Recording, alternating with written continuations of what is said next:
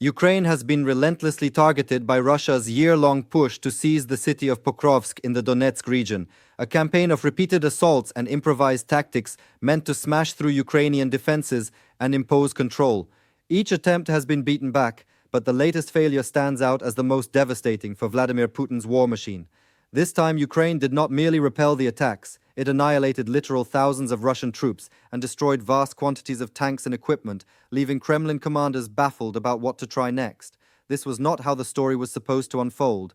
Pokrovsk had been elevated to a flagship objective of Russia's grand summer offensive, and the Kremlin resolved months ago to throw everything at the city. The logic was obvious. Pokrovsk is an industrial, logistical, and transport linchpin with a highly strategic position, ringed by major highways radiating across the country and served by a critical railway. Nicknamed the Gateway to Donetsk, it anchors Ukrainian supply lines flowing from deeper inside the country and acts as the hub through which provisions, fuel, ammunition, water, and reinforcements fan out along the front.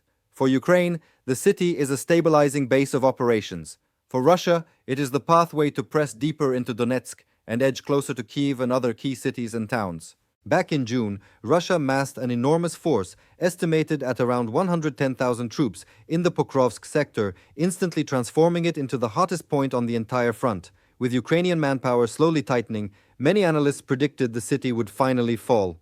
On paper, that checked out.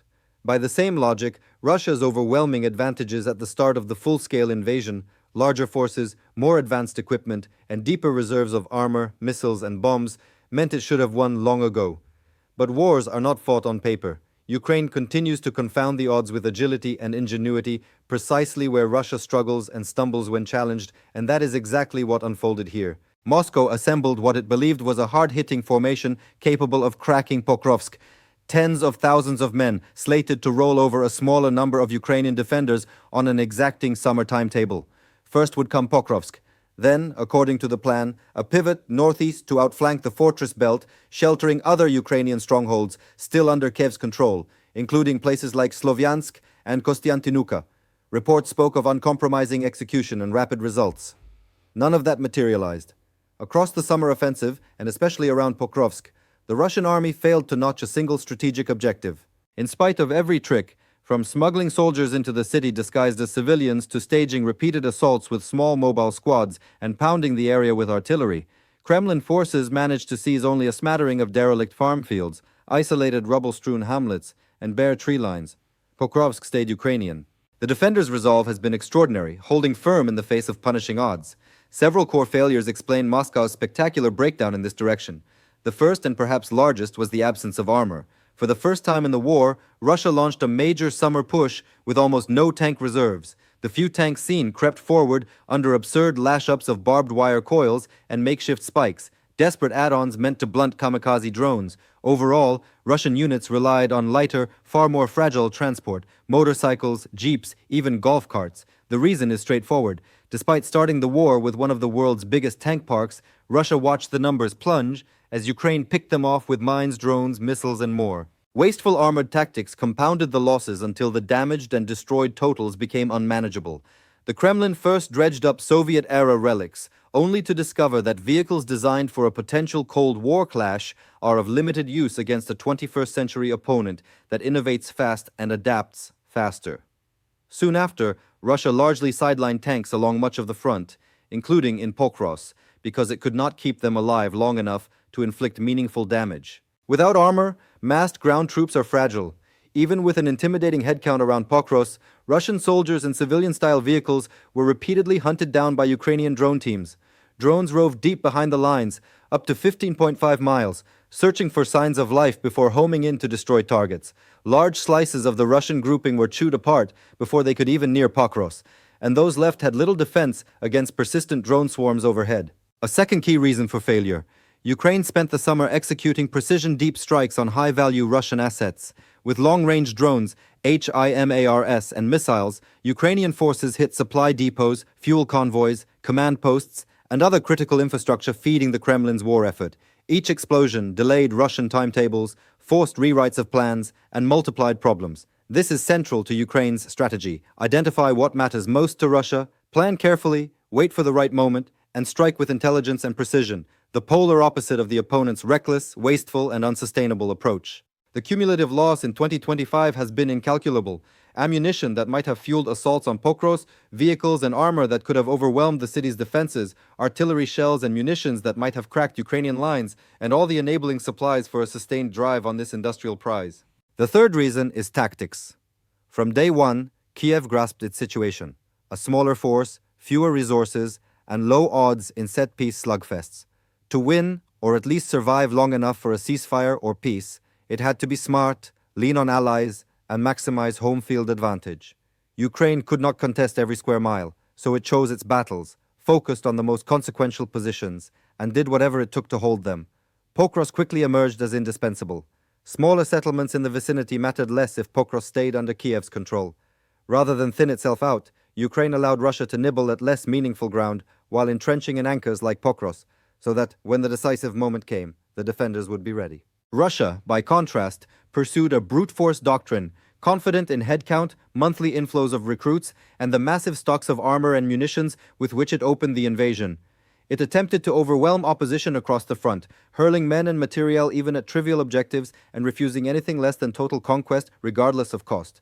The costs have been staggering. Troops have been treated as expendable, shoved into kill zones with the expectation that replacements would arrive weeks later. Casualties built up to shocking levels for minuscule gains. One analysis in The Economist estimated total Russian casualties between 984,000 and 1,438,000, including up to 480,000 killed. Ukraine's losses are tragic too, but significantly lower. The lower bound estimate cited around 77,000 killed and another 77,800 missing, with best estimates indicating roughly 5 Russian deaths for every 1 Ukrainian. The ratio lays bare the tactical divide.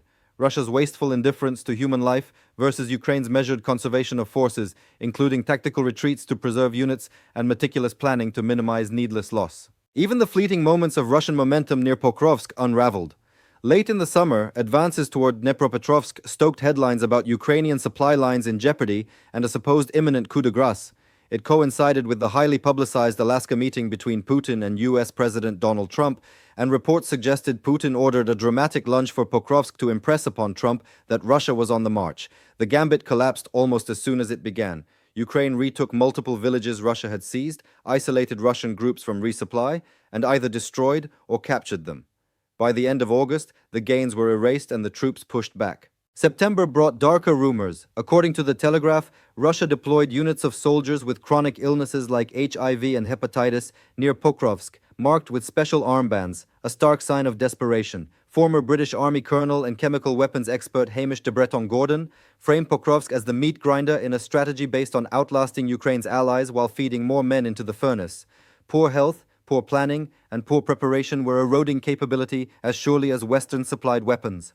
Today, Ukrainian troops are conducting clearing operations across the Dobropilya sector, with a focus around Volodymyrivka, where Russia recently committed remnants of its armor to a string of mechanized assaults that failed and turned the area into a graveyard of bodies and charred vehicle husks. Ukrainian infantry roam, with reconnaissance and FPV drones, methodically flushing the remaining Russians from bushes, basements, and hideouts. Many of the survivors are even moving the wrong way, heading west, deeper into danger, toward places like Nikonorivka, where other Russian contingents are fully encircled and cut off, awaiting their fate. Russian forces here are operating in panic, sprinting from one kill zone into another, short of ammunition, food, and options. Ukrainian units remain composed, tracking, locating, and striking with precision. The General Staff reports steady day-by-day progress, recapturing several square miles and consolidating not only Volodymyrivka but also Mayak. Commander-in-Chief Alexander Syrsky visited the front, confirming ongoing counter-sabotage and clearance to root out remaining reconnaissance groups and scattered units, and pledged continued activity to press the Dobropilya counter-offensive and drive the Russians back. The numbers in the Pokrovsk sector are damning. Since August 21st, nearly 14,000 Russian soldiers have been neutralized, including over 8,400 killed, more than 5,400 wounded, and about 124 captured. With consolidation continuing and drones scouring the skies for stragglers and supply vehicles, those figures may climb. Putin had imagined Pokrovsk falling early in the summer and all of Donbas secured by winter.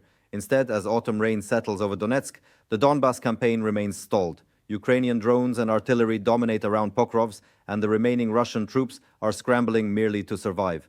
To understand how Russia's summer offensive collapsed yet again, watch the deep dive on the Kremlin's failed aims, or explore the analysis of Russia's internal unraveling as rebellions, separatist movements, and guerrilla warfare threaten to tear the country apart. And remember to subscribe to keep getting clear, current breakdowns of the latest developments in the Russia-Ukraine war and conflicts worldwide.